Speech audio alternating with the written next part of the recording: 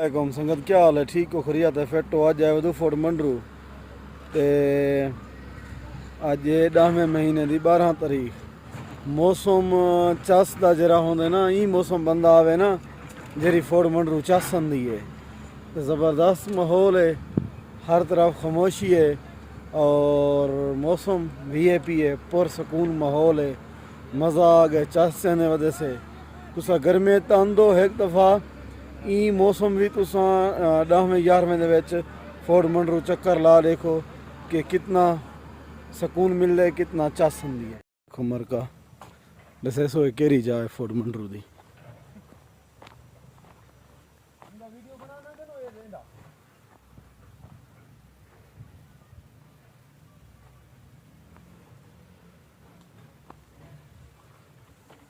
میں آ گیا پارک دے اتے تسا دیکھو کچھ نہ کچھ ماحول شول سیٹ کرنے ودن یہ صرف سوشل میڈیا دے کچھ لوگ ہیں جڑے فوٹ منڈرو دے بارے آواز چاہتی رہندن تے کم کچھ ترتیب نظام تھیندے پارک دا تو میں ماحول دکھا لاں یہ فوٹ منڈرو پارک نظام تھوڑے سامنے میں دوستو بلا بھی لوگ آئے ودے رہندن انجوائے کرن واسطے یہ ماحول تو میں دکھیندا پیا ماشاءاللہ سارا نظام ترتیب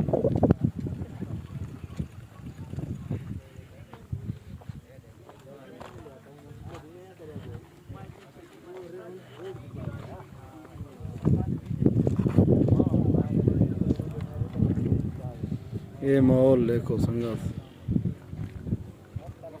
ہاں دا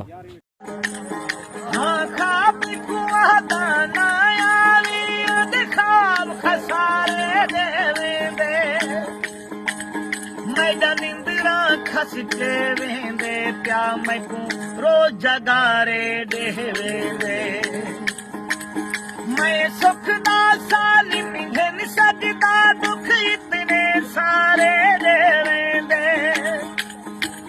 میکوں آسن بئی مان وانگوں بس کوڑے لارے دے ویندے دل آہدا ہے دل آہدا ہے